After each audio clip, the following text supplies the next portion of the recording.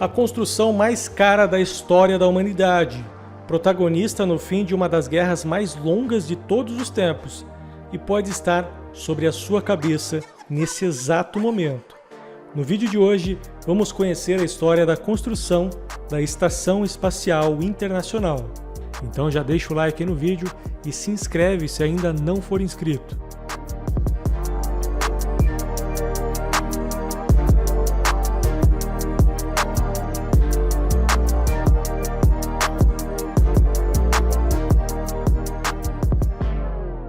Não é de hoje que a humanidade é fascinada pelo desconhecido do espaço. A ideia de explorá-lo nos persegue por milênios e motivou a tecnologia humana, que nunca esteve tão perto de alcançar plenamente esse objetivo. Essa jornada teve início durante a Guerra Fria, com uma disputa tecnológica e nuclear entre os Estados Unidos e a União Soviética. A tecnologia almejada? Criação de foguetes, fortes o suficiente para atravessar um continente inteiro, para provar a capacidade de um eminente bombardeio entre os dois países. Porém, durante o desenvolvimento dessa tecnologia, observou-se que enviar um míssil a mais de 8.000 quilômetros de distância não era nada fácil. Sendo assim, surgiu a ideia de direcionar seus esforços para o espaço. Afinal, lançar uma arma em órbita da Terra seria muito mais fácil. A ideia consistia em colocar um objeto em órbita e se aproximar do continente e lançar um míssil, ou algo do tipo. Com esse plano em mente, a União Soviética lança o seu primeiro satélite em órbita, em 1957, chamado Sputnik. Foi um marco para a exploração espacial, mas isso ligou todos os alertas dos americanos. Pois ter um satélite russo coletando todo tipo de informação diretamente do espaço era um risco enorme para a segurança nacional americana. O início dessa corrida espacial foi um fracasso para os americanos, que colecionaram diversas derrotas. Dentre elas, o envio do primeiro ser vivo ao espaço, a cadela russa Laika, em novembro de 1957, e o primeiro homem a orbitar a Terra, o cosmonauta Yuri Gagarin, que disse a famosa frase "A Terra é azul", em 1961. Porém, nesse mesmo ano, num discurso histórico, o então presidente John F. Kennedy lançou o desafio de enviar os primeiros homens à Lua e trazê-los a salvo. Tudo isso antes do final da década. We choose to go to the moon. We choose to go to the moon.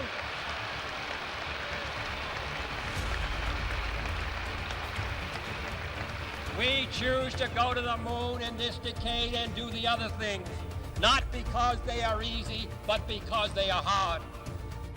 2, 1, 0, all engine running.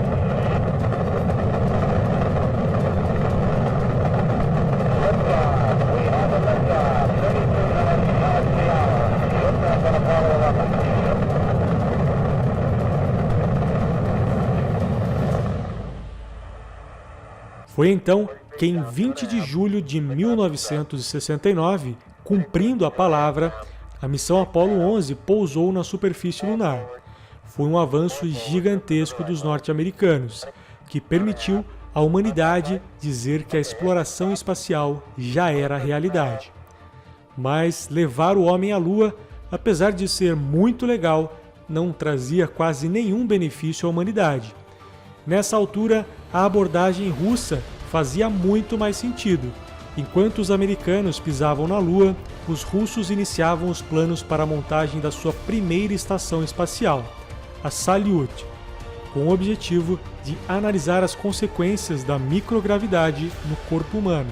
Lançada em 19 de abril de 1971, mantendo 3 cosmonautas por 23 dias em órbita. Porém, a espaçonave Soyuz teve um problema durante a reentrada na atmosfera, explodindo e matando os 3 tripulantes. Mesmo com esse terrível acidente, a Salyut 1 marcou o início de um conjunto de 7 outras cápsulas lançadas pelos soviéticos ao espaço, que eram completamente habitáveis por cosmonautas. A tecnologia desenvolvida pelos soviéticos foi reutilizada inclusive pelos americanos, apesar de algumas dessas tecnologias também serem cópias de outras tecnologias americanas, como o sistema de propulsão da estação Salyut, que usava a mesma reação química de empuxo do famoso jetpack desenvolvido pelos americanos durante a Guerra da Coreia na década de 50. Um copiou o outro, então tá tudo certo. Ficando novamente para trás, a Agência Espacial Norte-Americana começa a desenvolver os seus próprios projetos da estação espacial. Chamada de Skylab, foi a primeira estação americana em órbita. Porém, uma das maiores preocupações desse projeto era a comunicação, pois viajando a uma velocidade de 27 mil km por hora, a Skylab não poderia se comunicar através de uma única antena. Por isso, a NASA começa a construir diversas pelo mundo, com a intenção de manter uma comunicação constante com a estação. Porém, mesmo com dezenas dessas estações em solo, a comunicação de Houston com a estação Skylab teria grandes trechos sobre o mar, no qual a comunicação seria completamente interrompida. Isso poderia colocar em risco todo o projeto. A solução para isso foi instalar estações em navios e aviões, com um sistema complexo de antenas. Um total de 8 aeronaves voavam ao redor do globo para interceptar os sinais da estação, enviando os dados diretamente para a sede da NASA em Houston. Esse sistema era extremamente complexo, além de absurdamente caro. Por isso, anos mais tarde, foram lançados em órbita 9 satélites de comunicação, cobrindo o trajeto da estação em torno da Terra, permitindo uma comunicação constante. Com as duas maiores potências da época trabalhando para atingir o mesmo objetivo, os líderes das duas nações decidiram unir forças para a criação de uma única estação espacial. Assim, em 1975, o pronunciamento sobre a cooperação dos Estados Unidos e União Soviética pôs fim aos 44 anos de Guerra Fria e inicia uma parceria histórica que, unida de outros 15 países, ajudaram durante toda a construção da Estação Espacial Internacional. A primeira cooperação dos Estados Unidos com a União Soviética foi na acoplagem da sonda Mir com a Skylab, numa ação simbólica com direito a aperto de mãos entre os membros das duas nações no espaço. Foram os primeiros passos para a construção da Estação Espacial Internacional, conhecida pela sigla ISS, International Space Station. O início das missões para a construção da estação foi em 20 de novembro de 1998, com o lançamento da espaçonave Proton-K, lançada da Rússia, construído pelos próprios russos com o financiamento dos Estados Unidos. Essa primeira missão foi responsável por levar o módulo de propulsão e orientação para o início da montagem da estação internacional. 2 semanas depois, o primeiro módulo americano é lançado, parte do laboratório Destiny. Em 12 de julho de 2000, o primeiro módulo que permitia suporte à vida foi enviado, além de servir também como ponto de ancoragem para as naves Soyuz, Progress e ATA da Agência Espacial Europeia.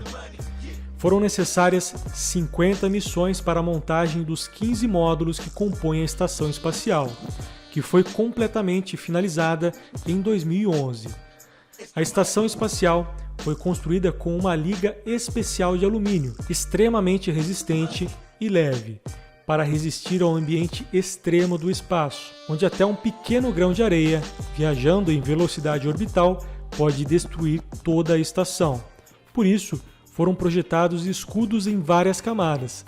Ao invés de utilizar uma camada grossa de alumínio, que seria muito pesada e pouco eficaz, os engenheiros, depois de exaustivos testes, decidiram utilizar 2 camadas bem mais finas, porém espaçadas entre si, que se mostraram bem mais eficazes na proteção, pois o objeto, ao se chocar com a primeira camada, se dividia em diversas partículas menores, que eram muito menos danosas à segunda camada. Para garantir a integridade da camada interna da estação espacial, foi utilizado um tecido do tipo Kevlar, o mesmo utilizado em coletes à prova de bala.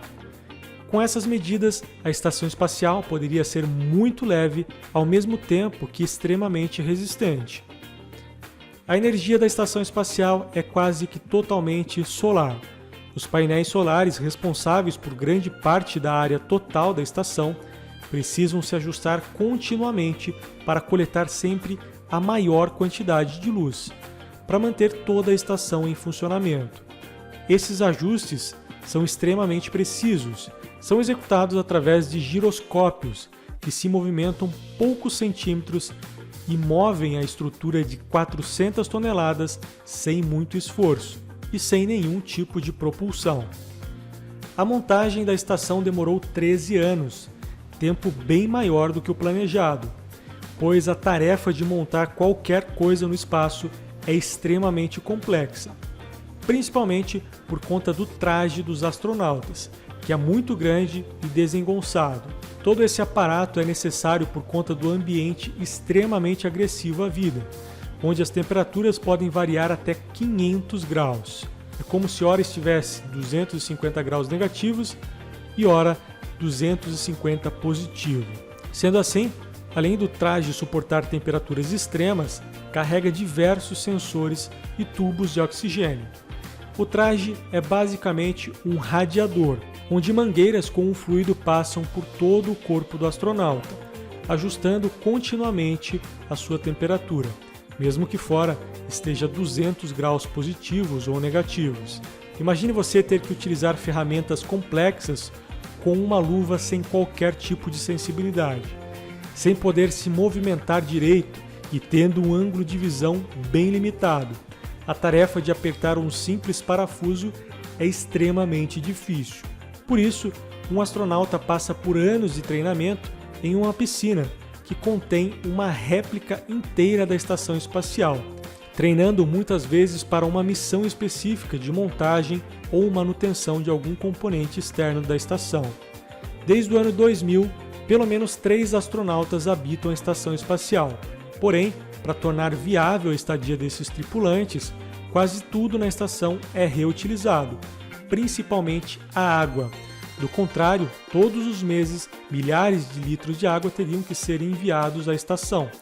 E numa viagem onde cada grama de peso custa quase $100, enviar milhares de quilos só de água todos os meses seria algo impossível.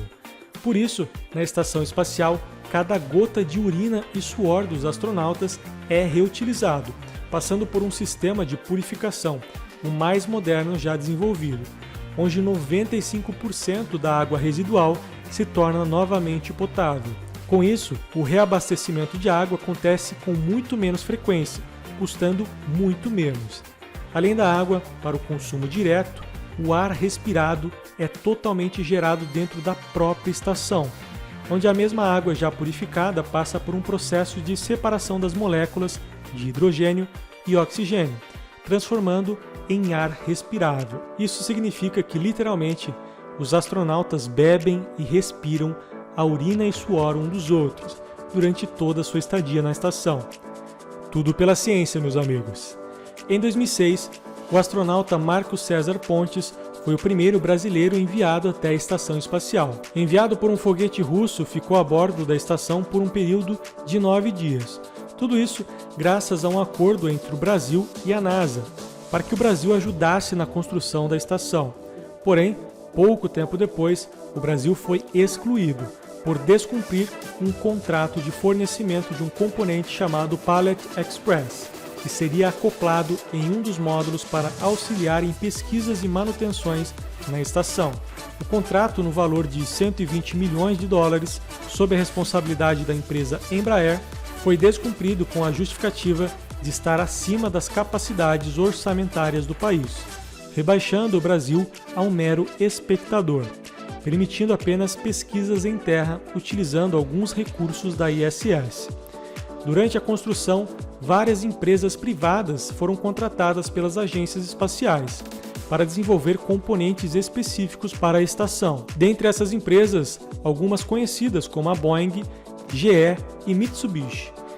Do contrário do que muitos pensam, a estação espacial não está em gravidade zero, considerando a sua órbita, que fica entre 300 e 400 km de altura, a gravidade da estação é de 8,3 metros por segundo ao quadrado, ou seja, pouco menos de 85% da gravidade da Terra. Porém, por estar constantemente caindo, há um efeito de falta de gravidade.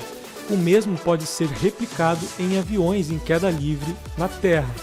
A estação espacial cai a uma taxa de 2,5 km por mês. Essa queda deve ser constantemente compensada pelos propulsores das naves acopladas na estação. Por conta dessa microgravidade, os astronautas devem se exercitar pelo menos 2 horas e meia por dia. O corpo humano tem sistemas que dependem diretamente da gravidade da Terra, como os músculos, ossos e principalmente o coração, pois sem a gravidade, esses sistemas têm muito menos resistência, consequentemente, perdem eficiência ao voltar para a Terra. Mas afinal, qual a função da estação espacial? A principal função atual é de pesquisa, nas áreas biológicas, astronômicas, climáticas e meteorológicas, dentre outras, é claro. Mas no futuro próximo, a estação servirá como um atracadouro de espaçonaves a caminho de novas missões para a Lua e Marte, por exemplo. Vai ser, por falta de um termo melhor, uma rodoviária espacial. Pesando 400 toneladas, com 108 metros de comprimento e 74 metros de largura e custando mais de 100 bilhões de dólares, a Estação Espacial Internacional é o pontapé inicial da conquista espacial pela humanidade. Isso se não formos conquistados antes por uma civilização extraterrestre. O vídeo de hoje é isso. Se você gostou, deixa o like, se inscreve no canal se você ainda não for inscrito e comente aí embaixo o que você acha dessa estação espacial. E eu aguardo vocês no próximo episódio da História das Estruturas. E um abraço especial para os terraplanistas. Fui!